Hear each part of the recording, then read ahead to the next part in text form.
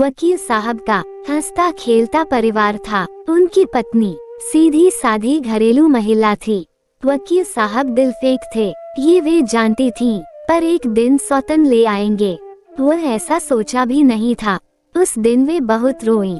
वकील साहब ने समझाया, बेगम तुम तो घर की रानी हो, इस बेचारी को एक कमरा दे दो, पड़ी रहेगी, तुम्हारे घर के काम में हाथ बटाएगी। वे रोती रहीं, मेरे होते तुमने दूसरा निकाह क्यों किया? वकील साहब बातों के धनी थे। फुसलाते हुए बोले, बेगम माफ कर दो, गलती हो गई, अब जो तुम कहोगी वही होगा, बस इसको घर में रहने दो। बेगम का दिल कर रहा था कि अपने बच्चे लें और मायके चली जाएं। वकील साहब की सूरत कभी न देखें, पर मायके जाएं तो किसके भरोसे? पिता है नहीं, भाइयों पर माँ ही बोझ है। उन्होंने कभी सोचा भी नहीं था कि शादी के 14 साल बाद 40 साल की उम्र में वकील साहब ये गुल खिलाएंगे। बस अब साया घर उजड़ गया। वकील साहब ने नीचे अपने ऑफिस के बगल वाले कमरे में अपनी दूसरी बीवी का सामान रखवा दिया और ऊपर अपनी बड़ी बेगम के पास आ गए, जैसे कुछ हुआ ही नहीं। बड़ी बेगम का दिल टूट गया। इतने जतन से पाई बचाकर मकान बनवाया था, सोचा भी न था कि गृहस्थी किसी के साथ साझा करनी पड़ेगी। दिन गुजरे, हफ्ते गुजरे, बड़ी बेगम रो कर चुप हो गईं। पहले वकील साहब एक दिन ऊपर खाना खाते और एक दिन नीचे, फिर धीरे धीरे ऊपर आना बंद हो गया।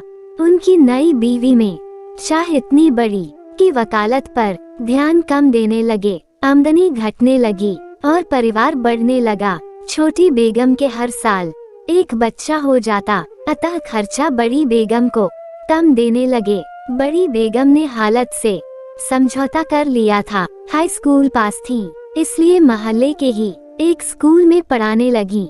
बच्चों की छोटी मोटी जरूरतें पूरी करती, शाम को घर पर ही ट्यूशन पढ़ाती, जिससे अपने बच्चों की ट्यूशन की फीस देती। अब उनका एक ही लक्ष्य था, अपने बेटे बेटी को खूब पढ़ाना और उन्हें उनके पैरों पर खड़ा करना।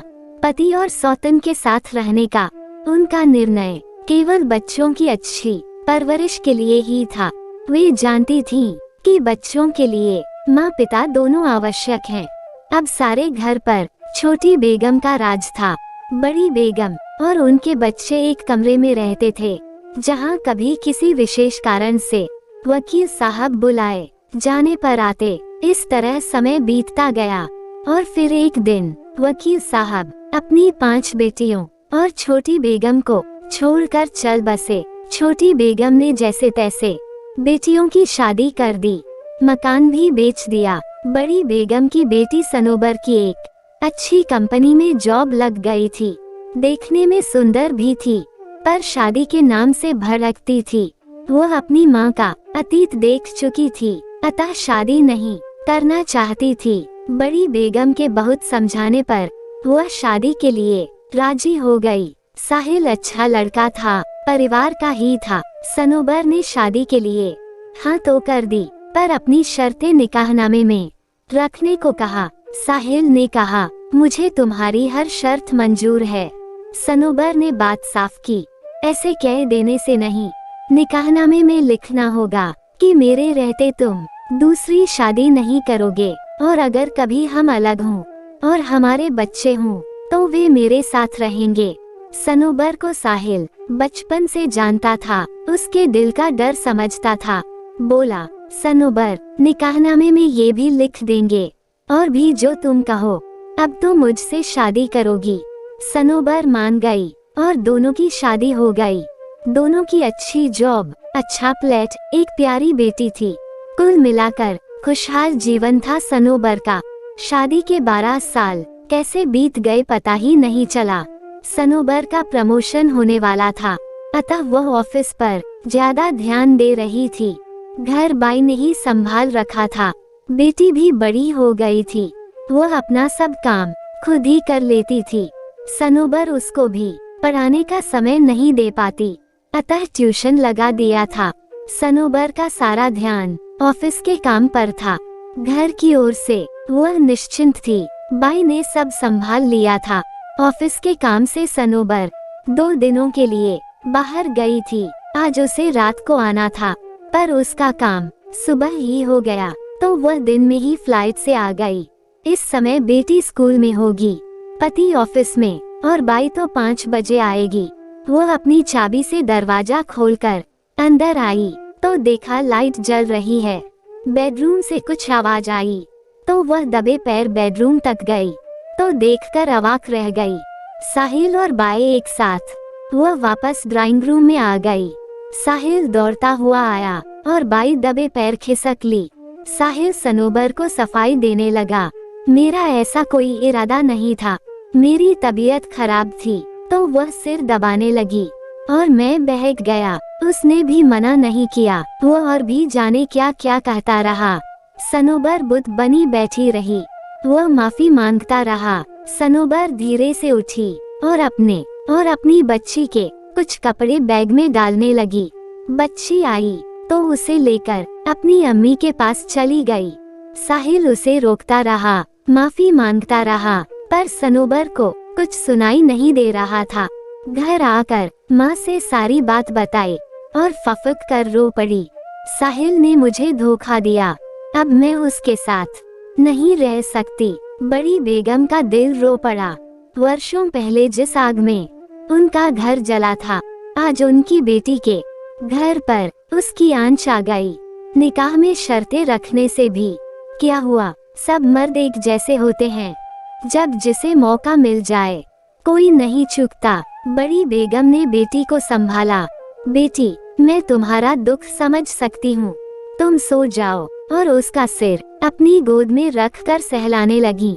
दूसरे दिन जब सनोबर ऑफिस गई और बच्ची स्कूल, तो साहिल आया। जानता था बड़ी बेगम अकेली होगी। नौकरानी ने बैठाया। बड़ी बेगम को सलाम करके बैठ गया।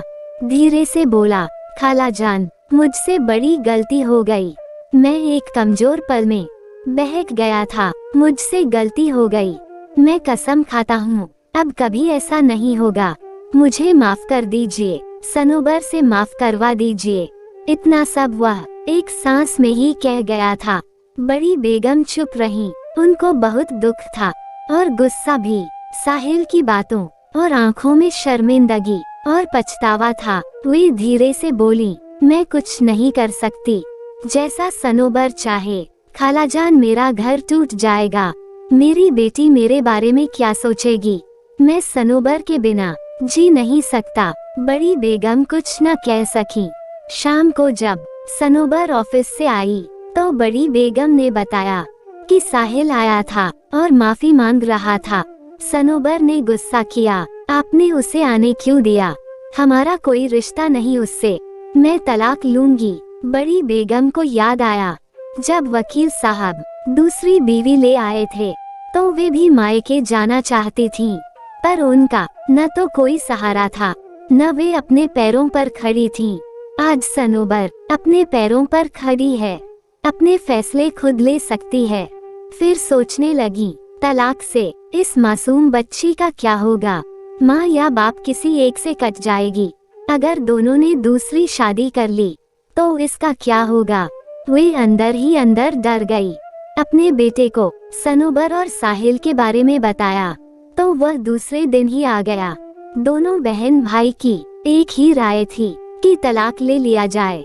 साहिल रोज फोन करता, मैसेज भेजता, पर सनोबर जवाब न देती।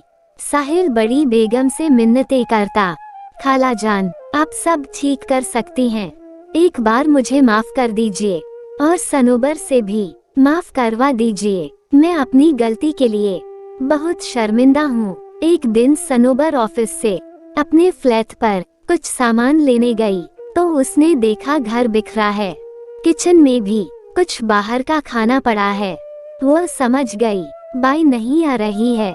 घर में हर तरफ लिखा था, आई एम सॉरी, वापस आ जाओ सनोबर। सनोबर को लगा साहिल 40 साल का नहीं, कोई नवयुवक हो और उसे मना रहा हो। धीरे धीरे कई कोशिशों के बाद साहिल ने बड़ी बेगम को विश्वास दिला दिया कि यह एक कमजोर पल की भूल थी।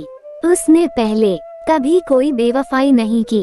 बड़ी बेगम ने सोचा, ये तो सच है कि साहिल से भूल हो गई। अपनी गलती पर उसे शर्मिंदगी भी है, माफी भी मांग रहा है। प्रश्न बच्ची का भी है, वह दोनों में से किसी एक से छिन जाएगी तो क्या इसे एक अवसर देना चाहिए। बड़ी बेगम ने साहिल को बताया कि सनोबर तलाक लेने की तैयारी कर रही है। बाकी की कहानी अगले भाग में सुनिएगा। दोस्तों, अगर आपको कहानी अच्छी लगी तो कमेंट जरूर करना, वीडियो को लाइक और चैनल को सब्सक्राइब करें। कहानी सुनने के लिए बहुत बहुत धन्यवाद।